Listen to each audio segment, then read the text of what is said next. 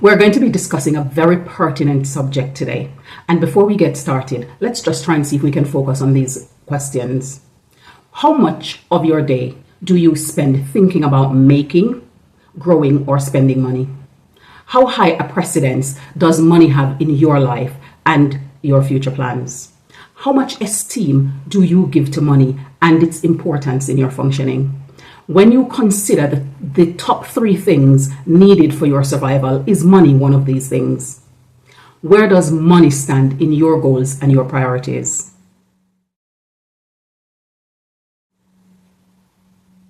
Welcome back to IRA Living. On today's episode, we're going to be looking at answering this question: does money own you? One of the wisest and wealthiest philosopher and king says, money answers all things. To give his statement some clarity, money is a tool that can meet our needs for food, clothes, shelter, medical care, education, recreation, and several other needs. Money cannot buy happiness. However, it can pay for many things that adds to happiness. It cannot buy long life, but it can afford you a quality of life that allows you to live healthier and hence longer. It cannot buy friendships, but opens doors for you or seats at tables where true friendships with like-minded individuals can be realized. For these reasons, people develop an affinity to money and a desire to hoard and amass as much of it as possible. People develop a love of money, which is the root of all evil. People stop at nothing to get more money, and the more they amass, it's the more that they want. The fact is, there is more money on this earth to make every last human being alive wealthy. Yet, we have the haves and the have-nots rotating on a Ferris wheel, going for money dangling in front of them. This creates a vortex of scarcity as people step on the heads of their parents, their grandparents, and even their children in an effort to amass more. This way of relating to money has opened up various avenues for some to get there as quickly as possible and following what they perceive to be their best path to money acquisition. Here enters the scammers, the gamblers, the hoisters. Additionally, there is the hustlers, the overtimers, the multi-jobbers. Furthermore, there is the partner throwers and pyramid schemers, the savers and the investors. There are those who leverage their business startup for money, those who set up various viable and successful businesses and establish corporations, and those who work their jobs as employees. Even then, society is overrun by those seeking side hustles and creating illusions around their lifestyle, and those living paycheck to paycheck or living off overdraft and credit cards. We created a society in which the global economy is suffering from inflation caused by an ever-growing debt bubble and economies devaluing because they keep printing money to slow down their economic collapse.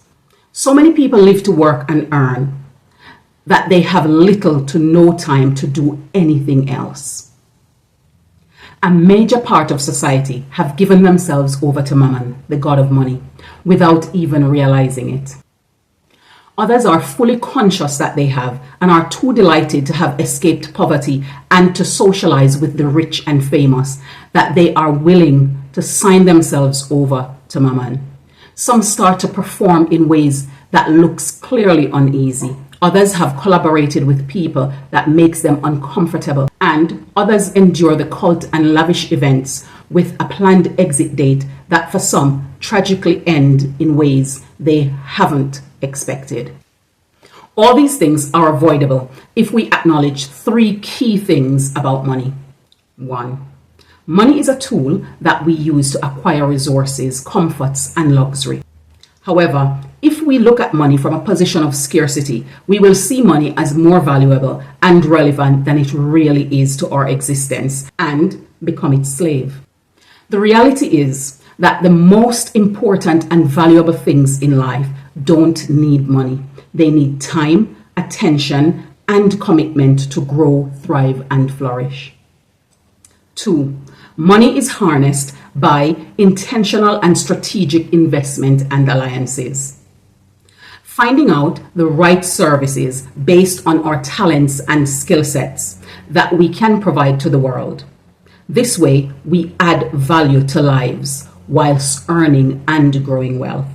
3. Stewardship is the way we retain money for long periods and leave an inheritance for future generations. Stewardship teaches us how to manage our money, how to manage our lifestyles and our portfolios, so we don't overcommit to things and become greedy, and we don't overspend and end up in poverty.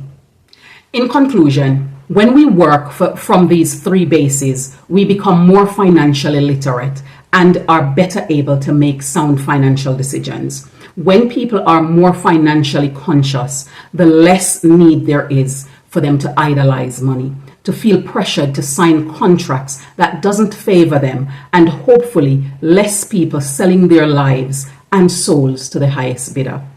It could restore some integrity in the operations we partake in and the boardrooms and offices we enter. Start to frame who you are and build your self-worth around your values, your morals, and other social guiding principles that are core values, and develop a sense of how to earn, manage, steward, attract, grow, and retain money. Remember, financial literacy is revolutionary. It has transformed my life, and I believe that it can do the same to yours.